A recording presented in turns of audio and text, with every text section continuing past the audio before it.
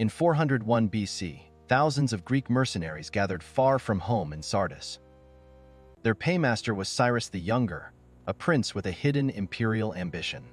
Many thought they were marching against a rebel satrap, not the great king himself. Clearchus of Sparta kept the mercenaries hard, ordered, and dangerous.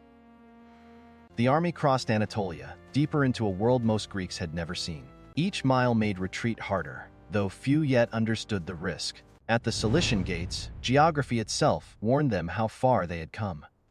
When the truth began to surface, the men nearly refused to go farther. Cyrus needed them not for a border quarrel, but for a bid at the throne. They crossed the Euphrates, stepping into the heartland of the Persian Empire. Canals, plains, and desert heat replaced the familiar hills of Greece. Near Cunaxa, the Greeks finally saw the scale of the king's army. Cyrus gambled everything on one violent afternoon. Clearchus drove the Greek right wing forward like a moving fortress. The Greeks crushed the troops before them and thought victory was near. But Cyrus aimed for his brother, and the battle turned on that single rush.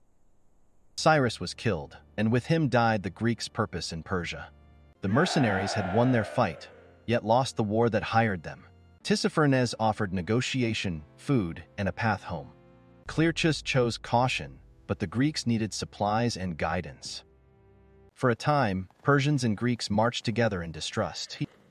Then Tissaphernes invited the Greek commanders to a meeting.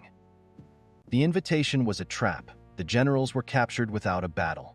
Leaderless, surrounded, and far from Greece, the army nearly broke. Xenophon urged them to choose new leaders and save themselves. In crisis, the mercenaries rebuilt their command by vote and necessity. They burned what slowed them and became a moving fortress. The 10,000 began their long retreat northward through hostile land. Tissaphernes harried them with cavalry, arrows, and distance.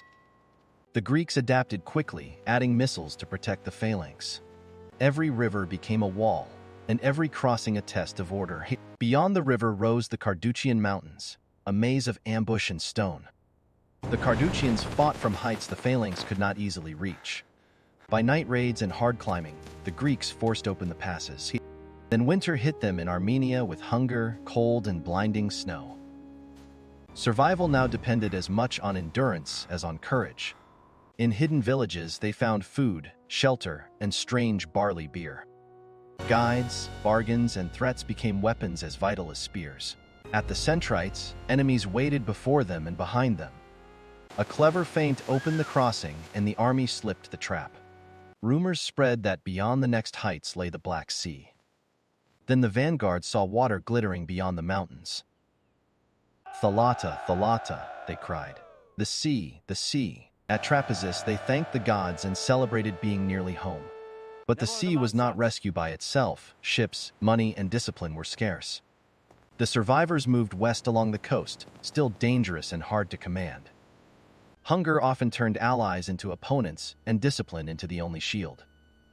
At Byzantium, the army stood at the edge of Europe, but still lacked a future. He had marched as a volunteer and emerged as the voice of the retreat.